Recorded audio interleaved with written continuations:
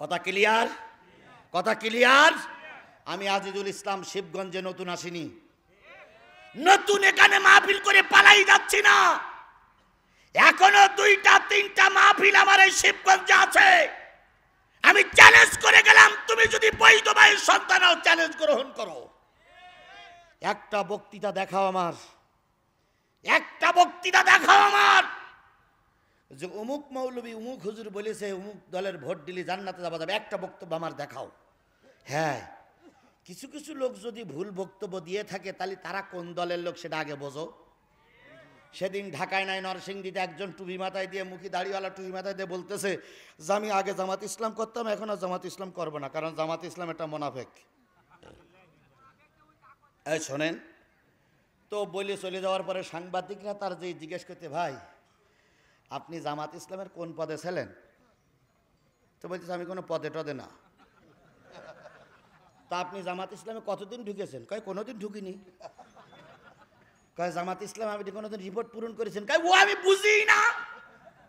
তো বলছে আপনি যে একটু আগে বলে দিয়েছিলেন যে জামাত ইসলাম করলে এই হবে সেই হবে, আপনি এ কথাটা, কয় ভাই রে ও কথাটা কেন অমনি বলেছি, আমার অন্য দিক থেকে বলতে বলেছে তাই বলেছি। এইরকম যদি কোনো টুপিওয়ালা লোক ফতোয়া দেয় সে ফতোয়াটা আলাদা। আপনি একটা লোক দেখান যে সে জামাতের রকন, একটা লোক দেখান সেই ইউনিয়নের আমির, একটা লোক দেখান তিনি থানার আমির, তিনি জান্নাতের টিকিট বিক্রি করেছে, নিশ্চয়ই জামাত ইসলাম তাকে বহিষ্কার করবে। ফালতু কথা বললেন না, ফালতু কথা বললেন না। তোমাদের টাকা হলে তোমরা নমিনেশন পাও, আর জামাত ইসলামের নমিনেশন পেতে গেলে অনেক খড়কুটু পোড়াইতে বা জামাত ইসলামের নমিনেশন পেতে হয়। আবার উল্টো বুঝো না জিহাদি জামাত ইসলামের দালালি করতেছে না। জামাত ইসলাম ক্ষমতায় গেলেও আমার কোনো লাভ নাই, না গেলেও কোনো লাভ নাই, কিন্তু মিথ্যা কথা বলো কেন? তুমি না বৈধ ভাইয়ের সন্তান?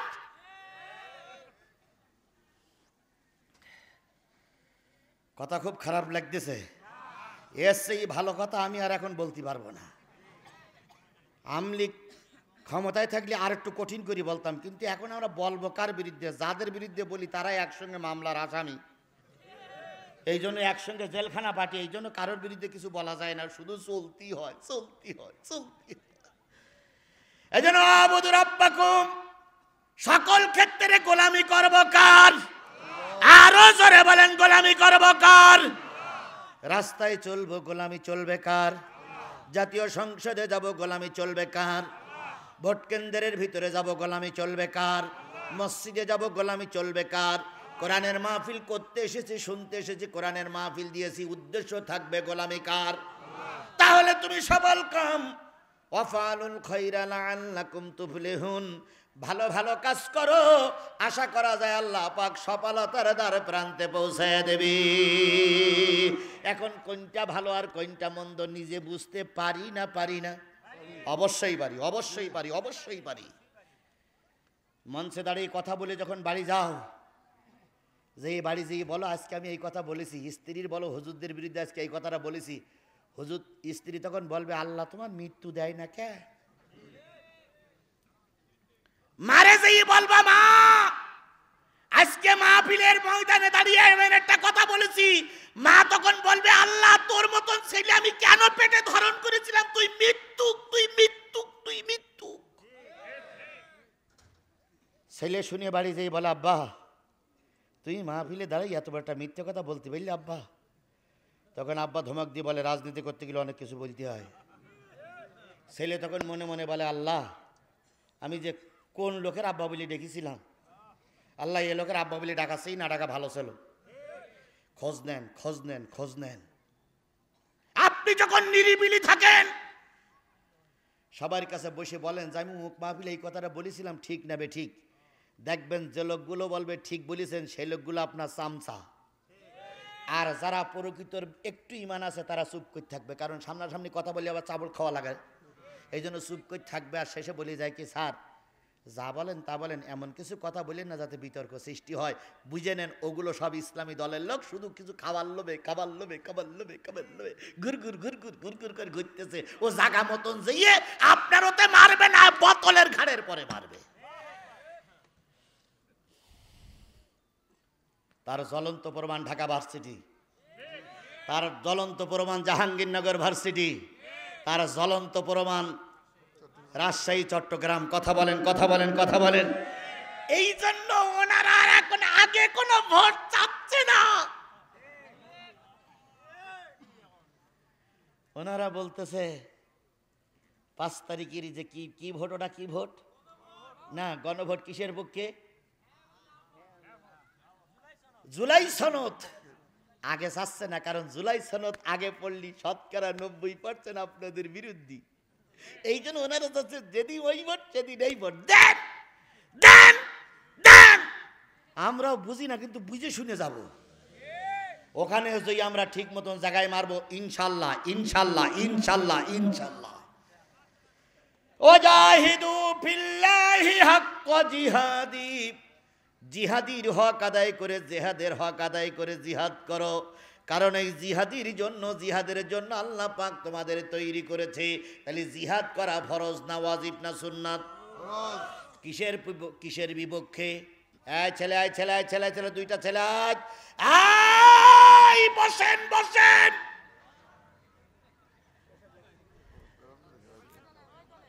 না, আমরা কাউকে ডাইরেক্ট কিছু বলবো না, কারণ সবাই আমাদের ভাই। সবাই আমাদের ভাই নয়, সবাই আমাদের ভাই। জিহাদের হক আদায় করে জিহাদ করো, চেষ্টা করো। এই প্রসঙ্গে একটা ছোট্ট হাদিস আপনাদের শোনাই। রাসূল পাক সাল্লাল্লাহু আলাইহি সাল্লাম একদিন মসজিদে নববীতে আসলেন, এসে বসলেন। রাসূলের মনটা বড় খারাপ। মনটা কি? এই কথা বলেন, খারাপ। আবু বকর বললেন, ইয়া রাসূলুল্লাহ, মন খারাপ কেন? নবীজি বলেন, আবু বকর, আমাকে নিয়ে আজে বাজে কথা বলতেছে মানুষ। আবু বকর বলেন, ইয়া রাসূলুল্লাহ, নাম বলেন। নবী বললেন, তুমি নরম প্রকৃতির মানুষ, নাম শোনার দরকার নাই। হযরত ওমর দাঁড়িয়ে বলেন, ইয়া রাসূলুল্লাহ, তরবারি বের করে বলেন, নামটা বলেন, কাল্লা আলাদা করে ফেলবো। নবীজি বললেন, এখন ইসলাম বিজয়ের পথে, এখন নিজেদের ভিতরে মারামারি করা যাবে না, কাটাকাটি করা যাবে না। আমরা ওই সুন্নত আদায় করতেছি, নতুবা তোমরা যা বলতেছো ময়দানে জবাব দিতে পারি। তোমরা মিছিল বের করলে 10,000 লোক হয় না, আর মৌলবীরা মিছিল বের করলে 50,000 লোক ওখানে আসে বাইর হয়। তাহলে বোঝা গেল মৌলবীদের দলে এখন লোক বেশি। আমার সাতক্ষীরার 2 আসনের মুহাদ্দিস আব্দুল খালেক আজকে মোটরসাইকেল মিছিল বের করেছিল। আমি যেতে পারি নাই, বিভিন্ন সফর থাকার কারণে। শুনলাম বেশি বাহির হয়নি, মাত্র 12,000 মোটরসাইকেল একসঙ্গে বাহির হয়েছে। কয় হাজার? 12,000-এ যদি 3 জন করে লোক থাকে, 3 বরং 36,000 লোক একজনের পিছনে নারাই তাকবীর স্লোগান দিচ্ছে। আর ওই 36 জনের যদি 36টা বউ থাকে, তাহলে ওখানে আরো 36,000। ওর মা বাপ যদি বেশি থাকে, তাহলে ওখানে আর 72,000। ওরা বুঝতে পেরেছে ইসলাম এবার বিজয় অর্জন করবে করবে করবে। এই জন্য ওরা কুকুরের মতন মরণ কামড় দিচ্ছে, মরণ কামড় দিচ্ছে, মরণ কামড় দিচ্ছে। আমরা ওই কুকুরের মতন কামড় দিয়ে তাদের প্রতিশোধ নেব না, তবে আমরা দেখাই দেব ইসলামের পক্ষে লোক কম না বেশি। ইনশাল্লাহ গোটা দেশে জাগরণ সৃষ্টি হয়েছে। গোটা দেশ আমি সফর করি, আপনারা তো শিবগঞ্জে আছেন, আর গোটা দেশ আমি সফর করি। আমি আজকে দিনের বেলায় মাহফিল করেছি মিঠাপুকুর মাহফিল করে আপনাদের এখানে এসেছি। দিনের বেলায় মাহফিল করেছি, হাজার হাজার লোকের একটাই বয়াত, একটাই সাবাত, আগামী নির্বাচনে কোরআনের পক্ষে সাপোর্ট দিব। সেখানকার লোকের বক্তব্য, এবার 2 লাখ ভোটে আমরা বেশি পাবো। বিপক্ষের পার্টির চাইতে 2 লাখ ভোট আমরা বেশি পাবো। আমি 2 লাখ ভোটে চ্যালেঞ্জ করছি না, যদি 2টো ভোট বেশি করতে পারি ভাই আমরা। ওরা পেলে 49, আমরা বললাম 51, কোরআন জাতীয় সংসদে যাবে। এই জন্য বাংলাদেশের 151টা আসনের দরকার, 150টা আসন ফেল করুক, আমি আপনাদের কাছে কোনো দাবি করব না। আপনাদের এই আসনটা কোরআনের জন্য দিতে হবে। এই আসনটা শুধু কোরআনের জন্য চাই। কারা কারা এই আসনটা কোরআনের জন্য দিতে রাজি আছেন? 2 হাত উঁচু করে মালিকের দেখান, জোরে তাকবীর হবে, নারায়ে তাকবীর।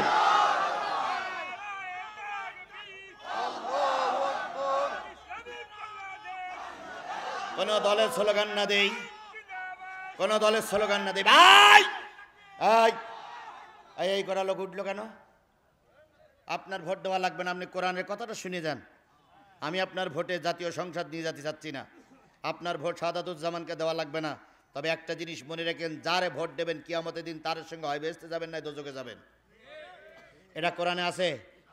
ইয়াউমা নাদু কুল্লা উনাসিম বিইমামিহিম, কিয়ামতের দিন সব নেতা সহ ভোটাররা উঠবে। যারে ভোট দেবেন আগামী জাতীয় সংসদে, যারে ভোট দেবেন, সূরা বনী ইসরাইল, যদি আমার বিপক্ষে পার্টি কেউ থাকেন, যদি আমার সঙ্গে চ্যালেঞ্জ করতে চান, বাড়ি দিয়ে আজকে বাংলা কোরআন শরীফ লেখাটা দেখবেন।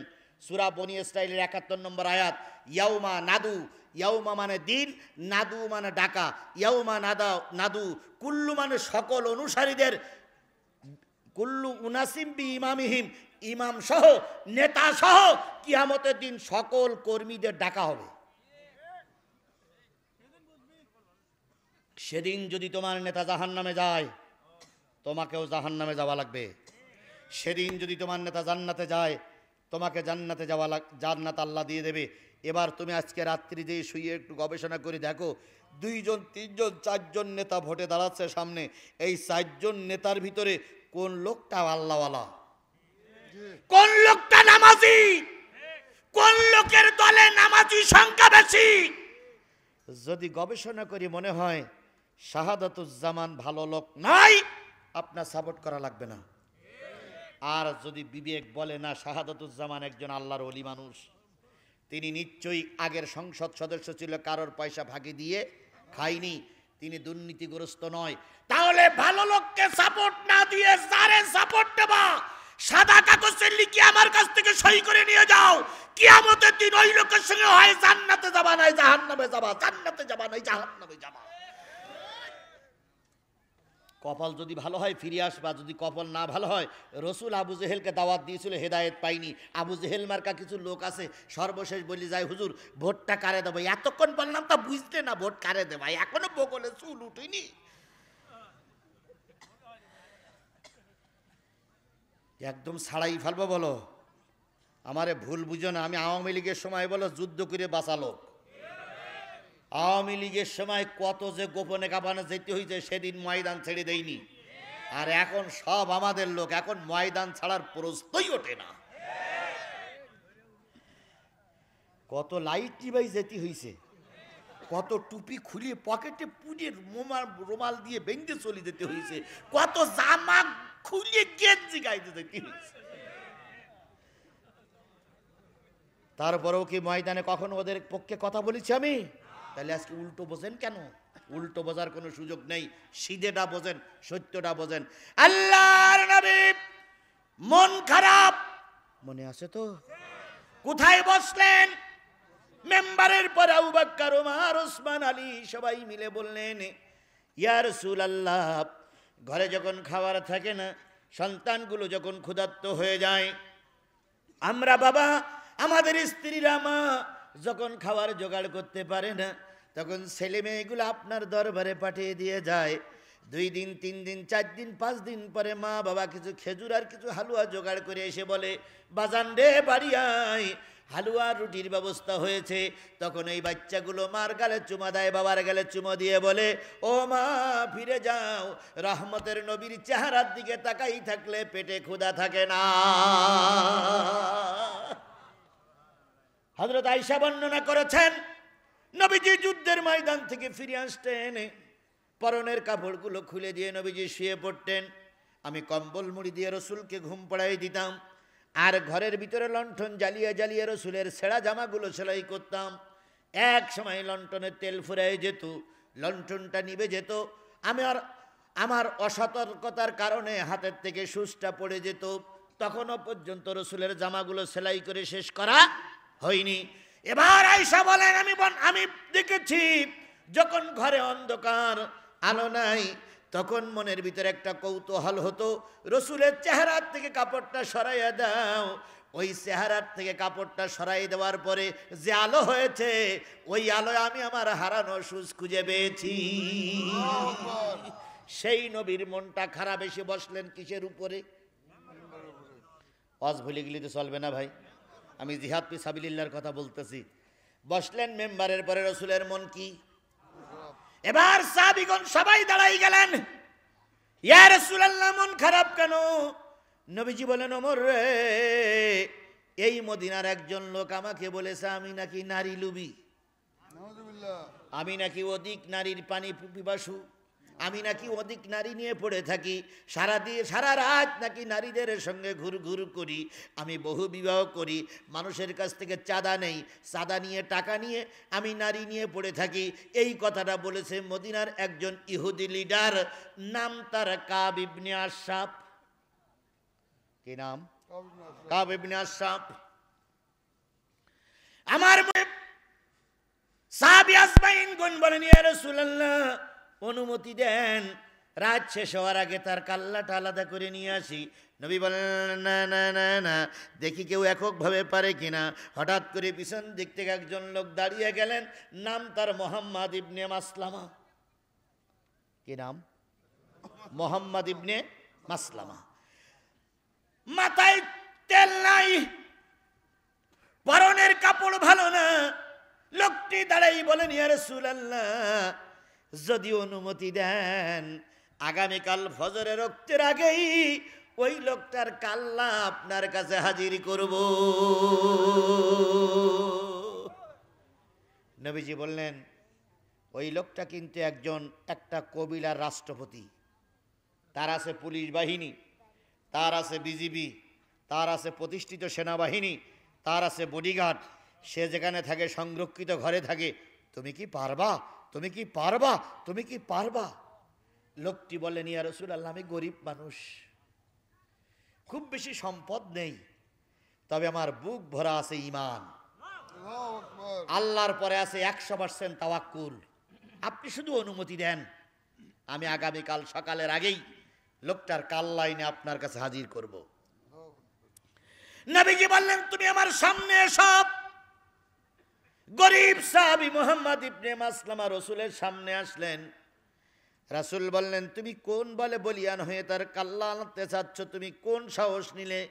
কই, ইয়া রাসূলুল্লাহ, ওই লোকটা আমার বাল্য জীবনের বন্ধু, ওই লোকটা আমার, একসঙ্গে খেজুর তোলাতে খেজুর খুঁটিছি, একসঙ্গে ঘোড়ায় চড়ে ঘোড়া সোয়ার হয়েছি, একসঙ্গে ঝর্ণার থেকে পানি নিয়ে আসছি।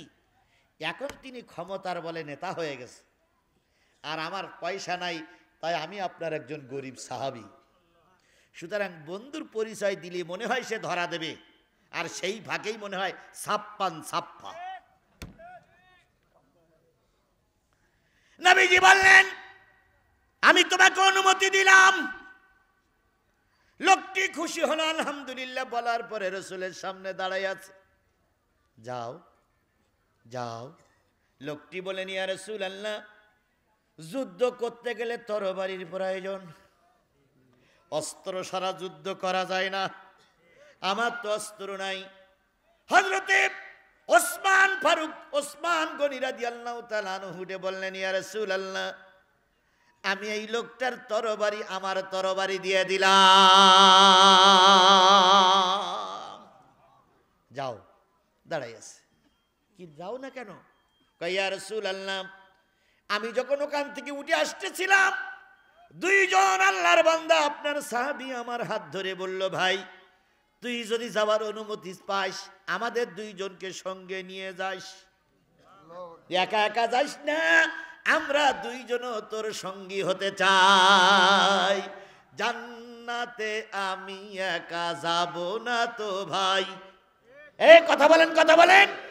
জান্নাতে আমি একা যাব না তো ভাই, তোমাকেও আমার সাথে জান্নাতে নিয়ে যেতে চাই। আচ্ছা, একটা কেসা কাহিনী দিয়ে মিষ্টি মিষ্টি কথা বললে আমার কি কর্তৃপক্ষ টাকা কম দিত? দিত না। বরং সব লোক বলতো, না হুজুর, কান্নাকাটি রস করিস, আমার জীবনের ঝুঁকি নিচ্ছি শুধুমাত্র কোরআন বিজয়ের জন্য। এই কথা বলেন, কথা বলেন, কথা বলেন। আমার নামে 20টা মামলা ভাই, 20টা মামলা। 5 দিন আমি আয়না ঘরে ছিলাম। কালকে একটা মামলা, আমার এই মামলাটা হয়ে গেলে শেষ হয়ে যায়। আগামীকাল একটা মামলা আছে। আমি আপনাদের নিয়ে দোয়া করি, আল্লাহ আপনারা অন্তর খুলে দোয়া করেন, আল্লাহ যেন কালকে এই মামলাটা খারিজ করে দেয়। আল্লাহ যেন কালকের এই মামলাটার পর আর যেন আমার হাজিরা দেওয়া না লাগে। আল্লাহ এই বিশাল জনতাকে নিয়ে দোয়া করছে, আল্লাহ এই মামলার থেকে তুমি আমাকে পরিত্রাণ দাও। আল্লাহ তুমি এই মামলার থেকে আমাকে পরিত্রাণ দাও। আজকে মেহেদির কাছে বলেছিলাম, মেহেদি 11টার সময় আমার ছেড়ে দেবা, কালকে কোর্টে হাজিরা দিতে হবে, কালকে সাক্ষী হাজির হবে। যদি সাক্ষীর সামনে আমি দাঁড়াই বলতে পারি আর আমার উকিল যদি প্রমাণ করতে পারে আমি নির্দোষ, মামলা খারিজ হবে। সুতরাং সকলের কাছে দোয়া চাই, মা বোনদের কাছে দোয়া চাই, আগামীকালকের মামলায় আল্লাহ যেন আমাকে খারিজ দিয়ে দেয়, আল্লাহ যেন আমাকে নিরপরাধ বলে আল্লাহ যেন মামলার রাইট আমার পক্ষে দিয়ে দেয়। এই জন্য আপনাদের সকলের কাছে দোয়া চাই। যে কথাটা বলতেছিলাম, রাসূল পাক সাল্লাল্লাহু আলাইহি সাল্লাম ওই লোকটারে বললেন যে 2 জন, আচ্ছা ঠিক আছে, ওই 2 জনকেও অনুমতি দিলাম। তাহলে কয়জন হলো? আরো জোরে বলেন। প্রতিষ্ঠিত একটা সরকার, প্রতিষ্ঠিত ক্ষমতাশীল একজন নেতার বিরুদ্ধে যুদ্ধ করতে চাচ্ছে 3 জন সাধারণ মানুষ। একজনের অস্ত্র দিয়েছে ওসমান গনি, আর 2 জনের অস্ত্র এখনো ম্যানেজ। হযরত আলী বললেন আমি এক কান দিলাম। ওসমান গনি বললেন আলী রে, তোর তরবারি দিয়ে রাসূলের বিরুদ্ধে, রাসূলের বিপক্ষে কথা বলেছে, রাসূলের শত্রুর মোকাবেলা করতে যাবে, হবে না। 3টা তরবারি আমি ওসমান গনি দিয়ে দিলাম। 14ই রবিউল আউয়াল, কত? 14ই রবিউল আউয়াল সোমবার অথবা বৃহস্পতিবারের দিবাগত রাত্রিতে রাসূলের দরবার থেকে 3টা তরবারি পেয়ে গেল। 3 জন রাসূলের কাছে বায়াত গ্রহণ করে জিহাদ ফি সাবিলিল্লাহর জন্য নাম লেখাইয়ে যাচ্ছে। প্রতিমধ্যে আবার ফিরে আসলো। নবীজি বললেন কি ব্যাপার, আবার ফিরে আসলে কেন? ইয়া রাসূলুল্লাহ, ও তো একজন সরকার প্রধান, ওর আছে পুলিশ, ওর আছে গোয়েন্দা বিভাগের লোক, ওর আছে নিজস্ব সেনাবাহিনী, ওর কাছে যেয়ে ওর একটু মন জয় করতে না পারলে তো জায়গা পর্যন্ত পৌঁছতে পারবো না। তাই ওখানে যেয়ে আপনার বিরুদ্ধে কিছু কথা আমি বলবো, আপনার বিরুদ্ধে আমি কিছু কথা বলবো, যাতে ওর মনটা কি করা যায়, আশ্বস্ত করা যায়। কিন্তু আপনি আমার প্রিয় লোক, আপনার বিরুদ্ধে কোনো কথা আমার মুখ দিয়ে বাহির হচ্ছে না, শুধু যদি অনুমতি দিতেন। নবীজি বললেন ইন্নাল্লাহা আলিমুম বিজাতিস সুদূর, আল্লাহ সকলের অন্তরের খবর রাখে। সুতরাং তুমি যাও, আমি অনুমতি দিলাম। অনুমতি নিয়ে 14ই রবিউল আউয়াল ভরা পূর্ণিমার চাঁদে কয়জন মুজাহিদ বাইর হলেন? আরো জোরে বলেন কয়জন? রাসূলের কাছ থেকে দোয়া নিয়ে 3 জন মুজাহিদ প্রতিষ্ঠিত একটা সরকার প্রধানের কাল্লা নেওয়ার জন্য 3 জন রওনা হয়ে গেছে। যত সময় পৌঁছে গেল বাড়িতে, নিকটে পৌঁছে গেল, বাইরে থেকে বলতেছে ওই মুহাম্মদ ইবনে মাসলামা, বন্ধু বন্ধু, ক্ষমতার পাওয়ারে পেয়ে ভুলে যেও না বন্ধু, 3 দিন তোর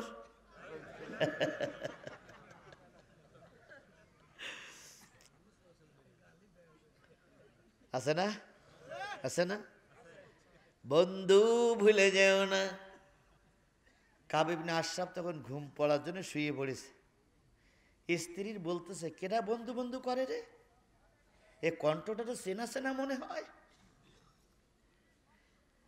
আবার বলতেছে বন্ধু, আমি তোমার বাল্য জীবনের বন্ধু, বন্ধু। কাব ইবনে আশরাফ ঘুমিতে উঠে জানলার ফাঁক দিয়ে বলছে কে? চেনবানা, আমার নাম হলো মুহাম্মদ ইবনে মাসলামা, তোমার বাল্য জীবনের বন্ধু। এই তুমি না ইসলাম ধর্ম গ্রহণ করেছ, তুমি না কালেমা পড়েছ, তুমি না রাসূলের সাহাবী? কাছে বন্ধু কালেমা পড়েছিলাম ঠিকই, কিন্তু মোহাম্মদ শুধু সাদা চায়। কথা কি বুঝতে পারতেছেন তো? মোহাম্মদ শুধু কি চায়? সাদা চায়। আর এই সাদা নিয়ে কি করে জানি না, তবে শুধু ঘন ঘন বিয়ে করে। কাব ইবনে আশরাফ বলতেছে ঠিক, তুই আমার মনের কথাটাই বলেছিস রে বন্ধু। সুতরাং তোর নিয়ত কি? কয় বন্ধু ওর দল আমি আর থাকবো না। মোহাম্মদ ইবনে মাসলামার কথা শুনে কাব ইবনে আশরাফ বলতেছে সেই তো ভুল ভাঙলো, তবে বড্ড দেরি হয়ে গেল। কাছে হ্যাঁ বন্ধু আমি আসছি, আর মোহাম্মদের দলে থাকবো না, তোমার সঙ্গে একটা যুক্তি পরামর্শ করে মোহাম্মদের দলের থেকে বেরিয়ে আসবো। কাব ইবনে আশরাফ বলতেছে আমি জানি পৃথিবীতে যে যত দল করেছে বা করে, একবার সেই দলের কর্মী হলে সেই দলের থেকে বেরিয়ে আসে, কিন্তু মোহাম্মদের দলে একবার যারা ঢোকে ওর গা কাল্লা আলাদা হলেও বেরোয় না। অথচ তুই বলতে চাই বেরিয়ে এসেছে, আশ্চর্য মনে হচ্ছে। বাংলাদেশে দেখেন জাতীয় পার্টির লোক বিএনপিতে যোগ দেয়, আওয়ামী লীগের লোক বিএনপিতে আসে, বিএনপির লোক আওয়ামী লীগে যায়, কিন্তু একটা দলে একবার যারা নাম লেখায় বোম মেরে মেরে ফেল দিলু সে দল ছেড়ে অন্য দলে যায় না। সেই দলটা হলো টুপিওয়ালাদের দল। আমাদের বাংলাদেশে এবার ধানের শিশির প্রতীক পেয়েছেন কিশোরগঞ্জের এক নেতা, নাম হচ্ছেন ফজলুর রহমান ওরপে ফজু পাগলা।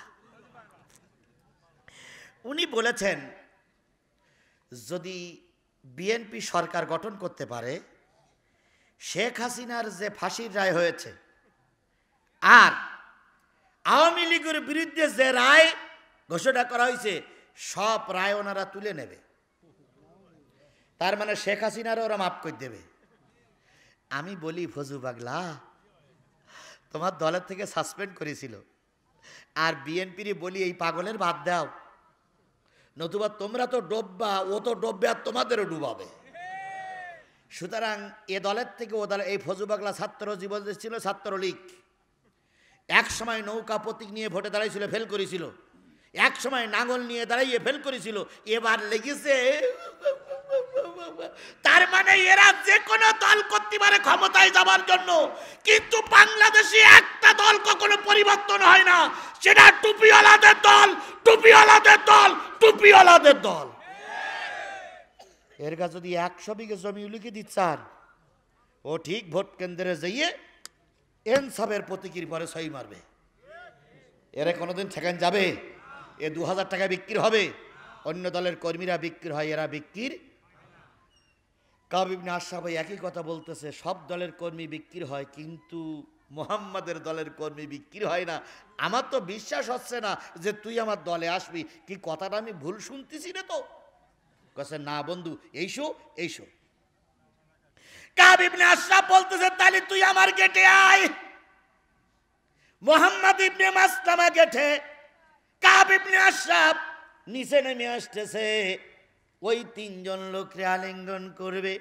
যেই না খাটের থেকে নিচে নেমেছে, স্ত্রী বলতেছে স্বামী কই যাও? কয় 3 জন লোক মোহাম্মদের দলের থেকে ভেগে আমার দলে আইছে, তাই ওদেরকে আহলান সাহালান জানানোর জন্য যাচ্ছি। কাব ইবনে আশরাফের স্ত্রী বলতেছে যেও না। আমি বলো নাকে রক্তের গন্ধ পাচ্ছি, আমার বিশ্বাস এ হুজুরির দলের লোক তোমার এমনি এমনি আসেনি, নিশ্চয়ই তোমার কিছু করার জন্য এসেছে। যেও না বন্ধু, যেও না স্বামী, ওরা কিন্তু তোমার 3 খণ্ড করে ফেলবে। কাব ইবনে আশরাফ বলছে পেত্নির বাচ্চা পেত্নি চুপ কর,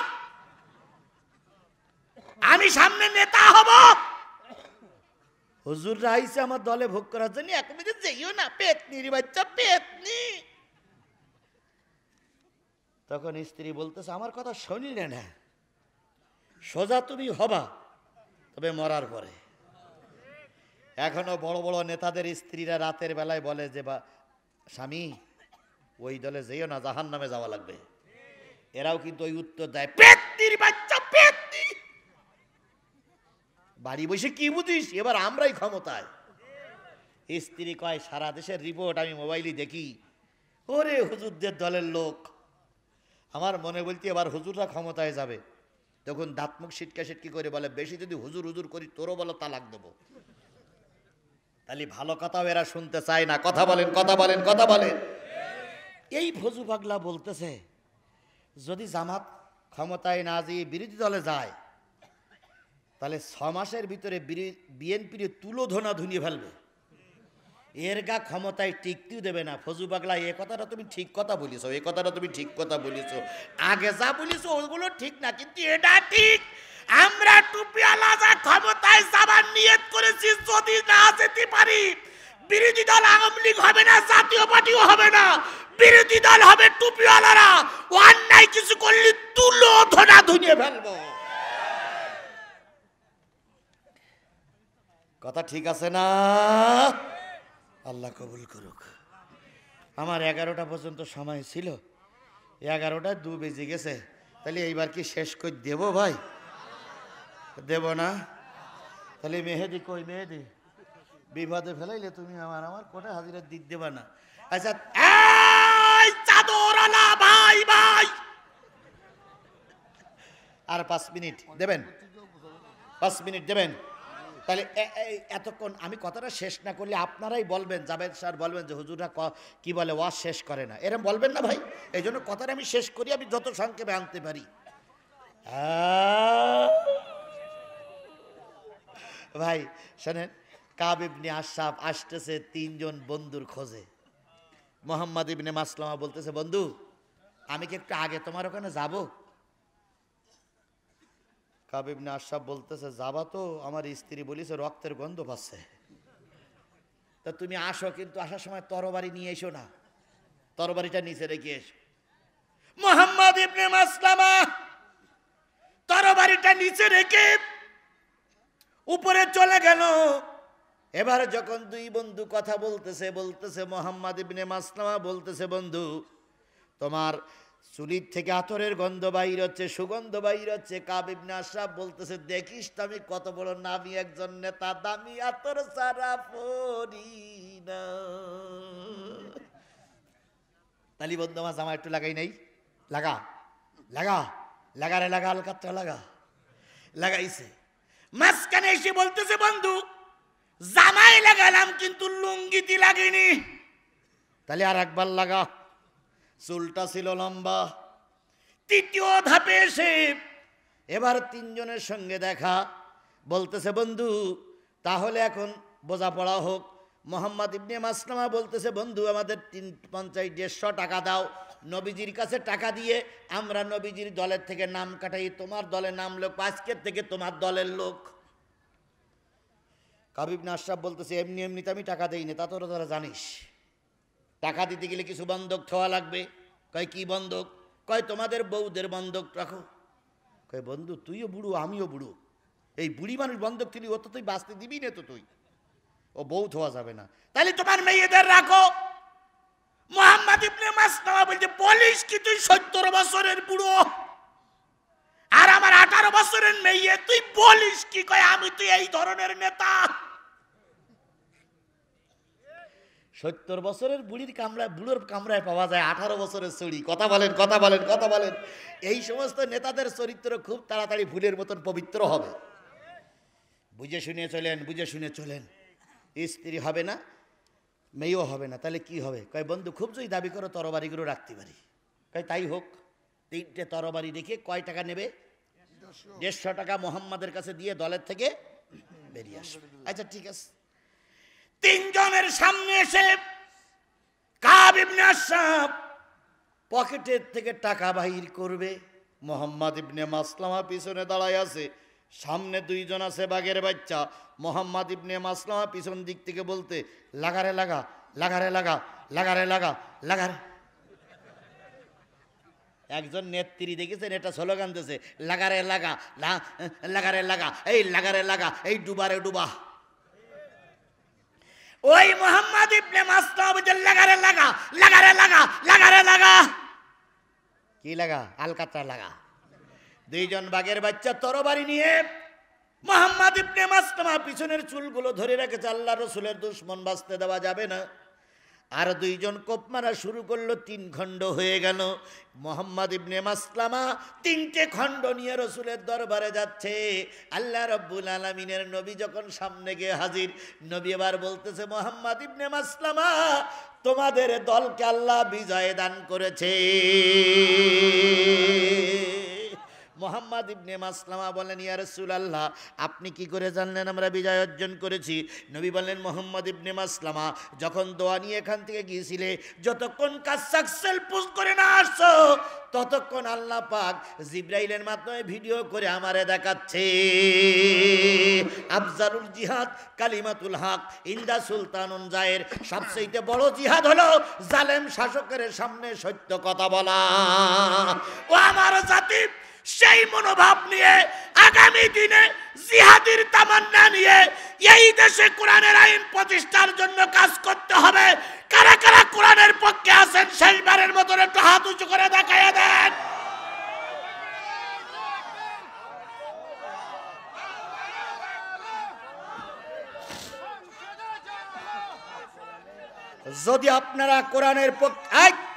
যদি আপনারা কোরআনের পক্ষে সৈনিক হন, তিনটে কাজ করবেন। আকিমুস সালাহ, কি করবেন?